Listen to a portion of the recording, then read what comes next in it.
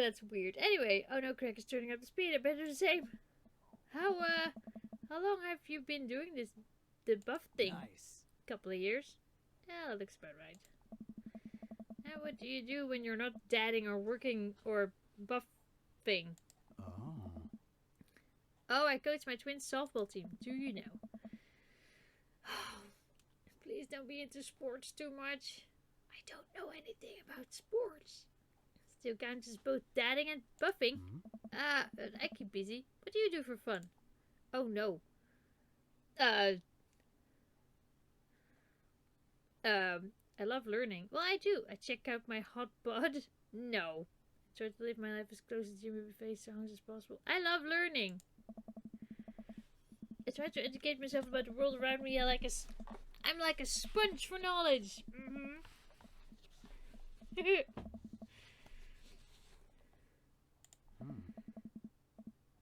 So you watch the History Channel too, huh?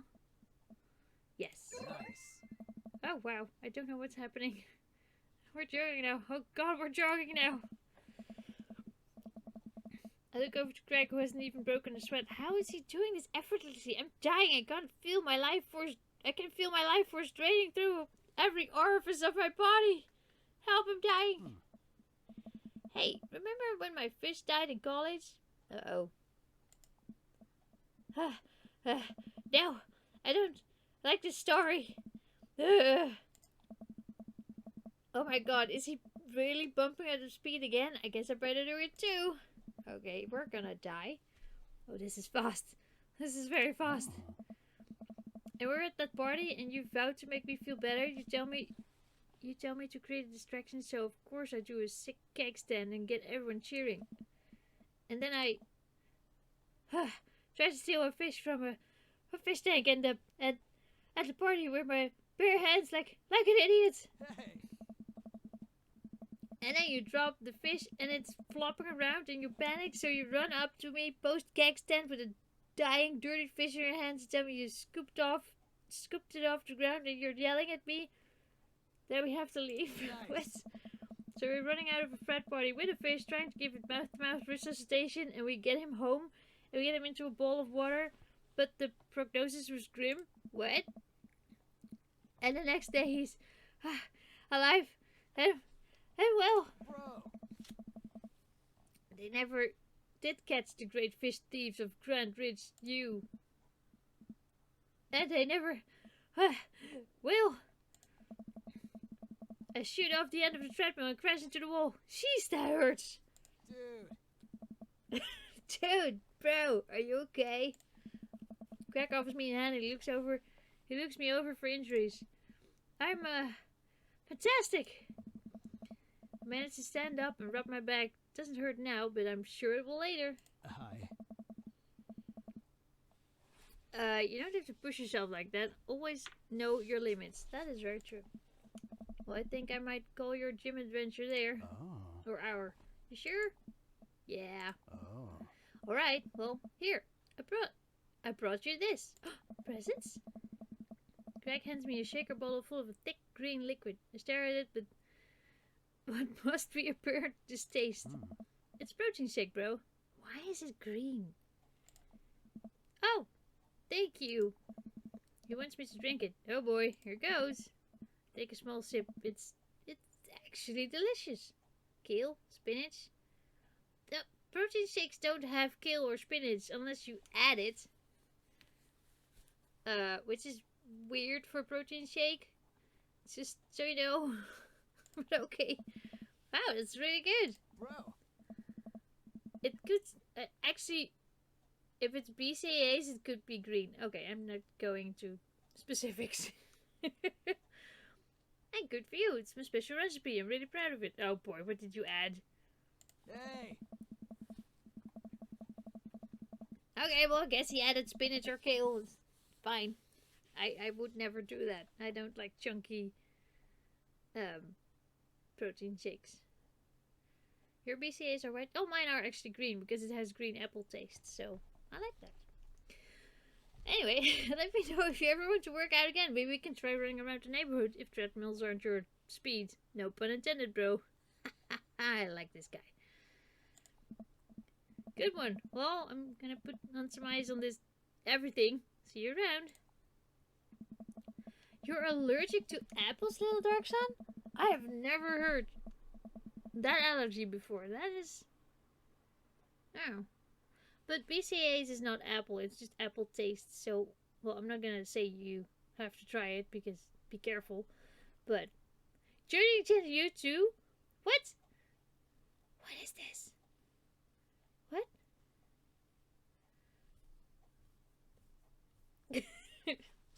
Well, I'm sorry, couldn't run. I have my favorites. Lots of fruit, really. Interesting. Interesting. I leave the gym feeling ashamed. Greg used to order delivery from the pizza place across the street from our dorm, and now we have to run in circles. Man, I really gotta work on my dad bod. Well, we did make him like you know. I get home and lie down on the couch. It hurts to move. Oh God, I'm so old. Now I wonder how old Shelman is. Oh no, I must have fallen asleep. What time is it? Shoot, it's 3:55. I'm supposed to be at Mana's school in 5 minutes. No, run! I frantically put on clean clothes, apply a generous amount of deodorant, and run out the door. Meow. I arrive at Amanda's school and check in at the front desk. They give me a bright orange visitor sticker and send me on my way. Not that old. I'm barely awake and feeling pretty haggard, but hopefully nobody will notice. I check my watch and I'm relieved to see that I'm only 2 minutes late. Wait, was it room 103 or 108? I spot a youth standing at his locker and approaching for help. Excuse me, do you know where Mr. Vega's classroom is? Oh, good lord, hi! Why do you have 999 on your arm? She's asking. The youth turns around and looks me up and down with heavily lined eyes. Hi, I love your hair. Come on, kid, I'm late for a meeting. Mr. Who? Mr. Vega. I don't know. Have you tried the exit? Haha, funny. Hey, I'm Allure Legends. Okay, wise guy, are you gonna help me or not? Oh, fine. Up those stairs and to the left. Can't miss him. What a downer. I head up the stairs and walk around, unable to find Mr. Vega's class anywhere. After a couple minutes of searching, I head back downstairs. The punk youth, that's not punk, but okay, he sent me on a wild goose chase. I get back to where that low-rent Gerard Way is standing, fully ready to give him a piece of my mind, when suddenly a head pops out of a classroom next to his locker. Oh, hi! Lucian, don't you have a third period to get to? Fine, Mr. Vega. Oh. Wow! Now I'm officially 10 minutes late. I glare at him as he walks away. We're not cool. You must be Shelman. This period's almost over. Would you mind waiting in the back? Mr. Vega leads me in and I take a seat in one of the comically small student desks in the back. I might get stuck in this. Hey, Ralton! Alright, where were we? Now, who can tell me about the unreliability of the narrator in J.D. Salinger's Catcher in the Rye? Yes, Colin? Colin stands up and does the thing where he blows into the crook of his elbow to make a fart noise. The whole class erupts in laughter. Ha! Very funny, Colin. Now, Holden Caulfield is an unreliable narrator in the sense that the bell for the end of the period rings, all the students immediately get up and make a break for the door. Sweet manchego. Remember to do the reading and answer the response questions on page 194 of your textbook. Kids, don't leave. Wait, nobody's listening. Oh. Or not, I guess. What, don't you kids want to learn? Jeez. Mr. Vega turns to me and sighs. Wasn't Caulfield the rich family in Life is Strange? I don't know. I never played Life is Strange. I saw a playthrough of the first one, but I remember basically nothing. So middle schoolers, right? Don't don't you teach high schoolers? Both, you know, budget cuts. No. Right. Thanks so much for coming in. No problem, Mr. Vega. Please call me Hugo. Okay, Hugo. I like your suit. I don't know. I don't normally do these impromptu parent-teacher meetings, but as I'm sure you know, Amanda's a very bright student, and I'm concerned about her recent behavior. Uh-oh. What's going on? Amanda has never been the most engaging student, but I know she cares. Recently, though, she's been falling behind. She's not completing assignments and has been doing rather poorly on tests. I normally chalk this up to senioritis, but this is strange. I thought Amanda always shared everything with me. It hadn't even crossed my mind that something might be wrong. Just want to ask, is everything okay at home? We just moved. Well, we just moved recently, but it was only to the other side of town, and Amanda was more excited about it than I was. See if you can talk to her about it. I know she values you a great deal and would appreciate your guidance if she keeps heading down this road. I know how important art school is to her, and I would hate to see her miss out on scholarship money that she clearly deserves. I know, Kelbro, this is so frustrating. I'll make sure to talk to Amanda. Thanks for letting me know, Hugo. Anytime. On my way out, I stopped thinking for a moment. I turned to Hugo. Hey, Hugo? Yes? Did you ever catch that rye? Oh. Really, Showman? Yes.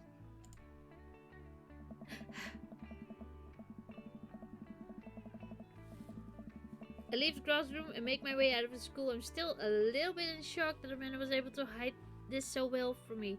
She's always been such a force of positivity in my life, especially after we lost her father. Amanda must be done with classes for the day by now. I'm sure she would appreciate a ride home, and maybe I can talk to her about what's going on. I pull up to the carpool and Amanda hops in the passenger seat. Well, Capitronis, it is a visual novel, and I didn't know. But it would have been nice if there was voice acting, but it's also an indie game. So, I don't know. So, did you have fun gossiping about me? Mr. Vega and I actually just gossiped about our celebrity crushes. No, you did not. So you talked about Mario Batali the whole time? Who is that?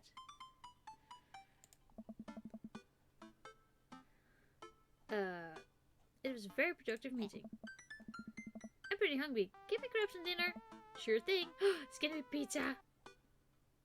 You can make something at home. Let's go to the mall food court. Does that sound good to you? Huh? Yeah, sure. Why the mall? Jeez, can't the dad take a daughter to the mall? We're going to the mall. You buy me things? Sure, I guess. I will buy you a thing. Singular. Sounds like a deal to me. Mario Batali is a chef? Oh. But now he's had some scandals. Oh, man. Famous American chef. Did some bad stuff. Okay, now I have to look into him. They drive in silence for a short while. Amanda plays a game on her phone. I should say something. Yes, you should. But you might want to wait till dinner. You know, sometimes when a kid gets older, they find that they have to keep things hidden from their parents. And that's okay, because sometimes that's what kids do. Okay, this is gonna be... I'm not gonna... This is gonna be awkward again. Have you been reading my tweets? You have a Twitter? What? Never mind. Look, sweetie, Mr. Vega said you haven't been participating in class and that you're not turning things in. Oh, I'm fine, Pops. Senioritis and all that. I thought you liked Mr. Vega's class. It's fine, it's fine. Oh, bye, Tuning Jen. Happy lurking. We pull up to stop. We pull up to a stoplight, and I eye Amanda. She's still texting.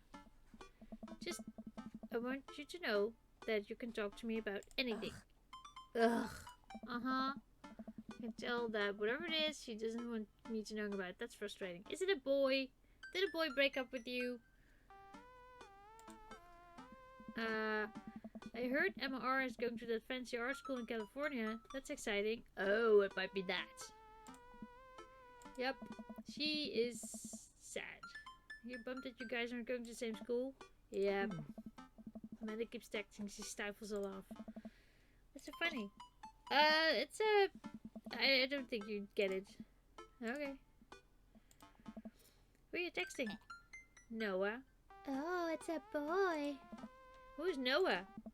My friend. Does he go to your school? Yep. Do you like Noah? Huh? What? No. Dad? Ugh. Can't believe you would...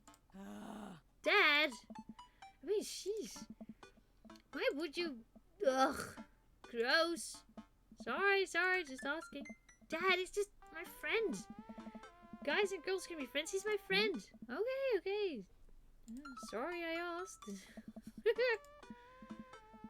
Well, good talk. Love you, kiddo. This is not a good... No. We didn't know. What? Okay.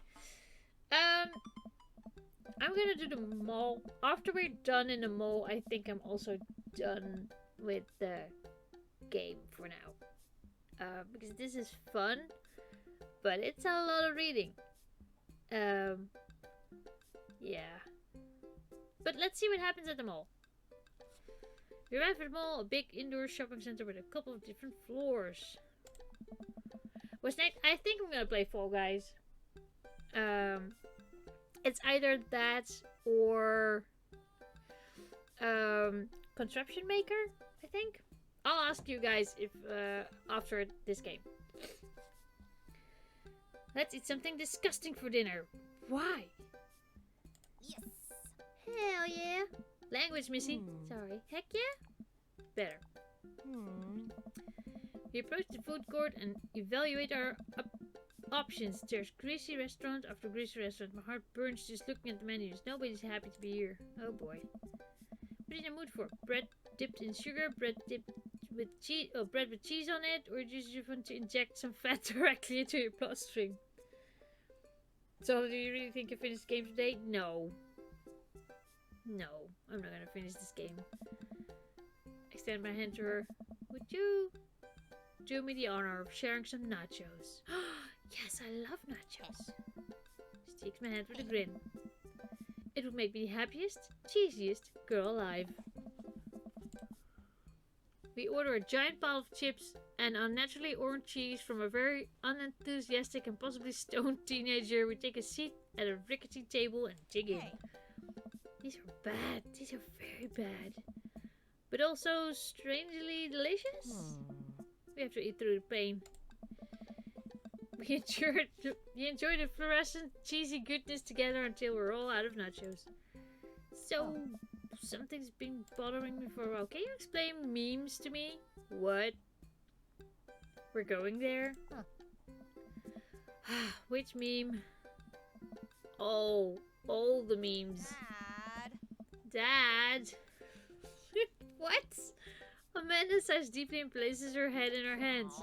Dad, it's complicated. See, memes are inside jokes shared by a bunch of people that gets less funny the more people do it. So the problem is that by the time a meme gets to you, Dad, all us youths are already done the joke to death. And what's worse than that is that movies and TV and video games will try to jump in on a meme train, but just based on how long it takes to make them, the meme will be long dead by the time it comes out. So it just dates it and isn't funny, Dad. Oh shit, what up? Dad, please! Anyway, changing the subject. Where to now? Wanna go to the goth store? What? You know, the one that's all black and tries to establish itself as the anti-establishment, despite being an exact representation of the establishment. What? I don't know what store you're talking about. You know, the one where you can buy chain wallets and it's basically an assault on what people fought so hard against in the punk and hardcore movements on the 70s and 80s. Dude, you gotta be more specific. The one you threw up in that one time. Oh, that one. Oh, that one. Amanda runs into the store with me trailing behind her. She makes a beeline for the back. There it is. You can still see the outline, kinda. Why are we going to that? I'm so proud.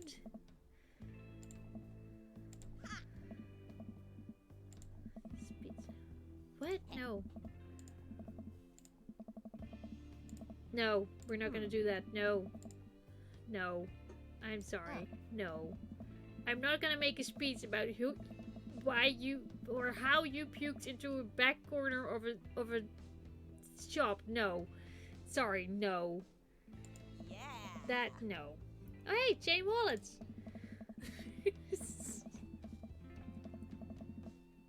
Your red rainbow suspenders. I'm sorry. I'm not gonna do that. I'm sorry. I'm getting kind of done. I just want to see what kind of dad is in this store. Although I think I know what's gonna be. Well, Amanda busies herself looking at band t-shirts to try to find something of interest to myself. Not much for dad to look at in a dead goth and beyond. Peruse the band. Look at ironic mugs. Check the clearance bin for hot deals. Ooh. Well, I do like mugs and I do like deals. So, are there deals on ironic mugs?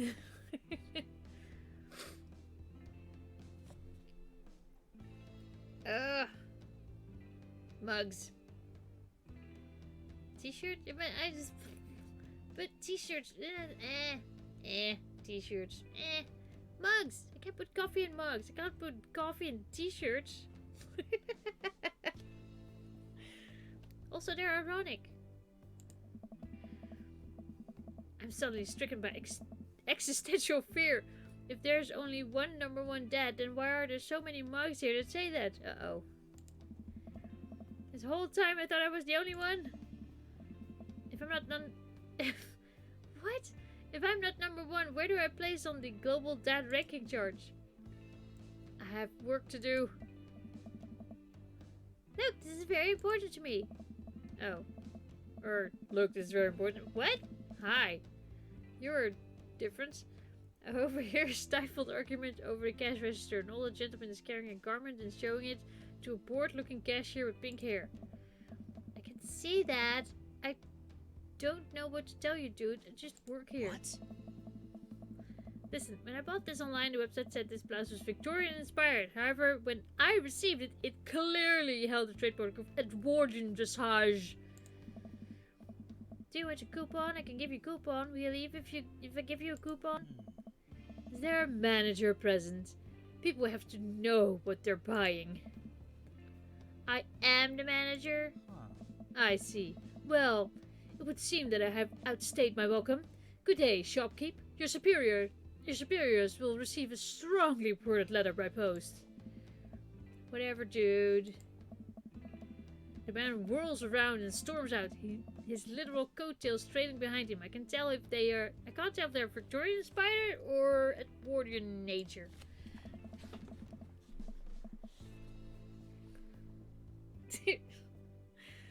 Amanda trots up to me with a t-shirt in hand. Oh boy, here it comes. Hey, Datron 5000. Yes, I'll buy it for you. Wow, that was easy. Thanks.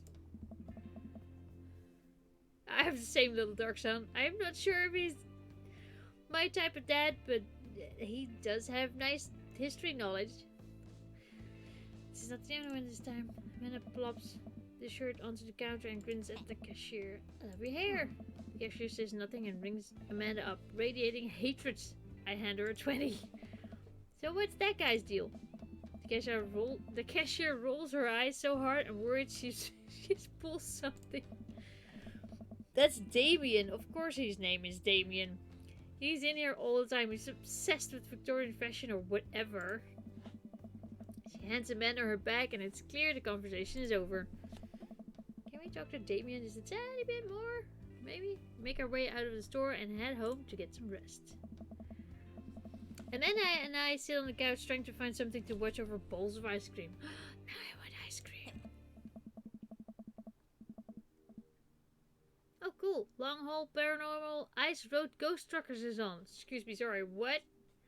Your favorite, right? Sure. Oh, hey, yes. They have to make it over the Canadian tundra before the ice road melts, but also they're hunting ghosts. Also, the trucks are haunted.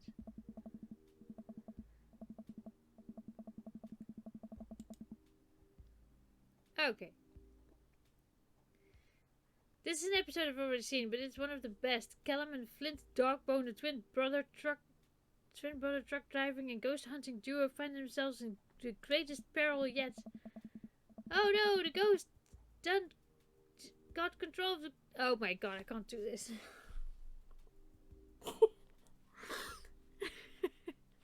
The ghost done got control of the truck. I can't steer on them damn ice roads. Let me use this EVP meter to try and communicate with the spirits. Flint, we're about to die.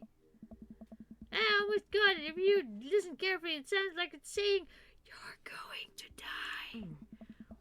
That's because we're about to die, you... This is art. The episode ends and Amanda excuses herself to go and start arguments on the internet.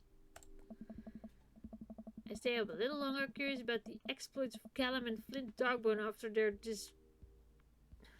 disastrous ice road accident. Afterward, I crawl into bed and get a good night's sleep. What?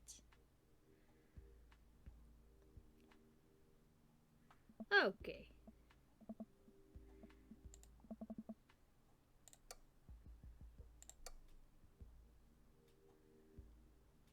I think I'm good.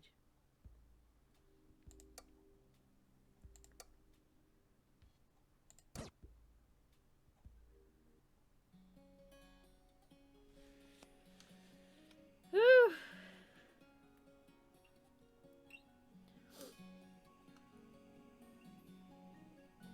My goodness.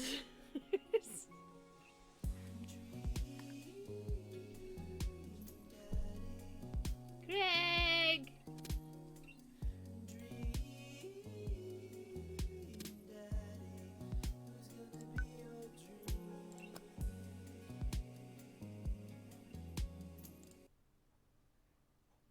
Okay.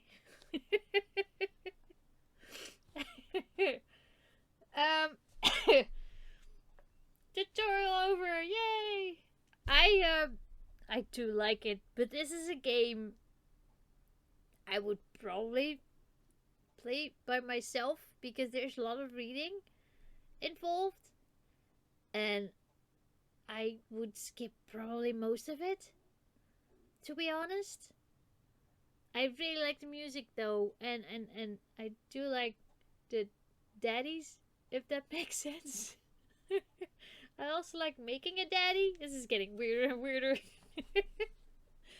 But for streaming, I don't know. It is a lot to read. If it was voice acted, I wouldn't have less of a problem with it, to be honest. Yeah. It is a fun game though. I to be honest, I thought it was me as a woman. I keep charming, a charming daddies, but whatever. I don't making daddies. No. That's not. No, you're taking it out of context. No, imperialist. No. It was fun. But yeah, it's. I also didn't know it was a, what was it called? Graphic novel? Those are difficult to stream. Yes, out of context. Great. I think I'm done with Dream Daddy for now. There's just a lot of reading. There's a lot of reading. Okay. What do you guys want? Do you guys want to tumble around in Fall Guys for a bit, or would you like Contraption Maker?